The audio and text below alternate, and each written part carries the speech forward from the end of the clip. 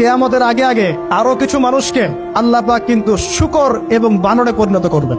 এই হাদিসটা কি জানেন? হাদিসটা শুনে রাখেন, এটা আখিরুজ জামান বা কিয়ামতের আলামত সংক্রান্ত হাদিসগুলোর মধ্যে পাবেন। আল্লাহ রাসূল সাল্লাল্লাহু আলাইহি ওয়াসাল্লাম বলেছেন, কিয়ামতের আগে আগে আমার উম্মতের মধ্যে, ভালো করে শোনেন, কিয়ামতের আগে আগে আমার উম্মতের মধ্যে একদল মানুষ বের হবে যারা মদ পানকে হালাল মনে করবে। কাকে? মদ পান করাকে হালাল মনে করবে। যারা বাদ্যযন্ত্র, গায়িকা, নায়িকা এগুলো নিয়ে নর্তকী নাচাবে রাতের বেলা, এগুলোকে হালাল মনে করবে। যারা অশ্লীলতা, বেহায়াপনাকে জায়েজ করে নিবে, ঠিক আছে, এরকম কয়েকটা পাপের কথা বলে নবীজি বলছেন একদিন সকালবেলা আল্লাহ পাক তাদেরকে ঘৃণিত বানরে পরিণত করবে। এটা হবে সামনে, কখন কিভাবে হবে আল্লাহ ভালো জানেন। এবার আমি কনসেপ্টে চলে আসি। এই যে পৃথিবীতে নেমে আসলাম, তাহলে আমরা কোত্থেকে আসছি ভাই? আমরা কি পৃথিবীর অধিবাসী ছিলাম?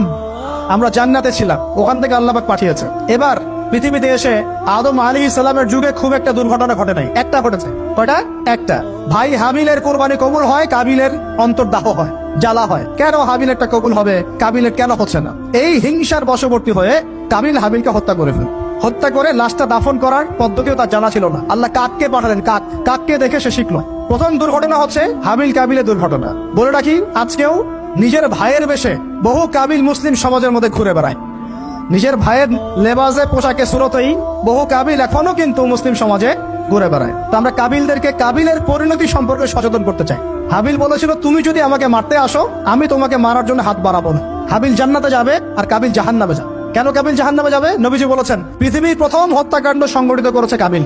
এই কারণে পৃথিবীতে যত খুন হবে, সমস্ত খুনের পাপের একটা অংশ কাবিলের আমলনামায় যোগ করা হবে। বলে নাউজুবিল্লাহ। একটা কথা মনে রাখবেন, সদকায়ে জারিয়া যেমন আছে, গুনাহে জারিয়াও আছে। একটা মদের দোকান দিয়েছেন, যত মানুষ মদ খাচ্ছে, সমস্ত গোনার একটা অংশ আপনার কাঁধে আসছে।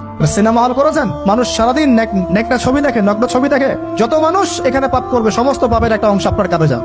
আবার একটা মাদ্রাসা করেছেন, যত মানুষ এখানে দ্বীনি ইলম শিখবে, এই নেকির একটা অংশ আপনি পাবেন ইনশাআল্লাহ। মরে গেলেও কবরে পাবেন ইনশাআল্লাহ। আল্লাহ পাক আমাদের সবাইকে সদকায়ে জারিয়া করার তৌফিক দেন, গোনাহে জারিয়া থেকে বাঁচিয়ে রাখুন।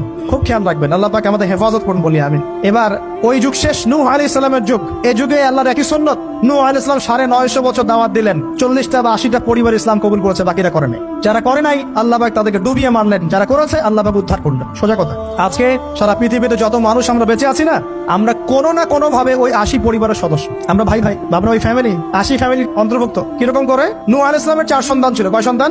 এক সন্তানের নাম হচ্ছে হাম। কি নাম? হাম। হাম ছিল একটু কালো বর্ণের। হামকে দিয়ে আফ্রিকার কন্টিনেন্টে যত মানুষ দেখছেন ব্ল্যাক স্কিনের, কালো স্কিন, এরা সবাই হামের বংশধর। মজা না বিষয়টা?